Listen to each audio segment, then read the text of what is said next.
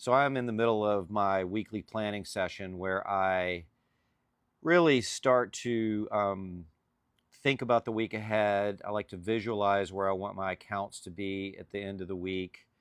Um, I usually put down a number of how much I'd like to make this week and then work to go after that as we go through the week. And the way I do that is, first of all, by getting clear on the different areas which I think are most important to consider as I interact with the markets and think about what moves to make. And so, what I typically do on Sunday is I'll write 3 or 4 different themes that are important to me as I interact with the markets, and they're really all based on my macro narrative, which I've talked about many times here. And so what I thought I'd do today is just share, some thoughts on really 4 different areas that I'm focused on and looking to possibly transact in one way or the other with one of these 4 areas. And, in no particular order, I'll just go through them. But, we can start with what I think is the most important, um, factor from my position. This isn't everyone's, but from my position and the way I see things, the most important thing that's being played out right now is in the private credit market.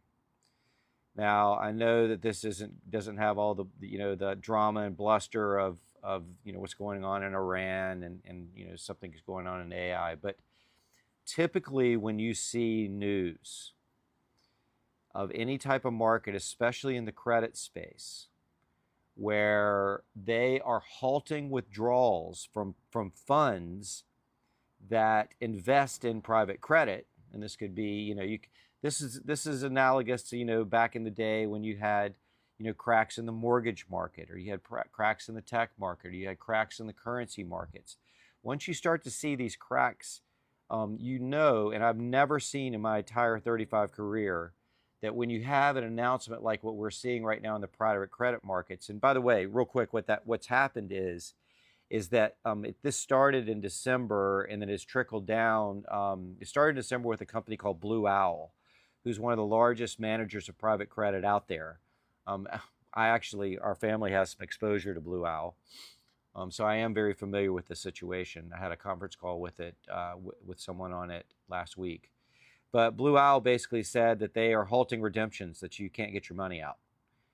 Big red flag. And then just weeks after that, you saw Blackstone say the same thing. And then BlackRock came out last week and literally took a portfolio that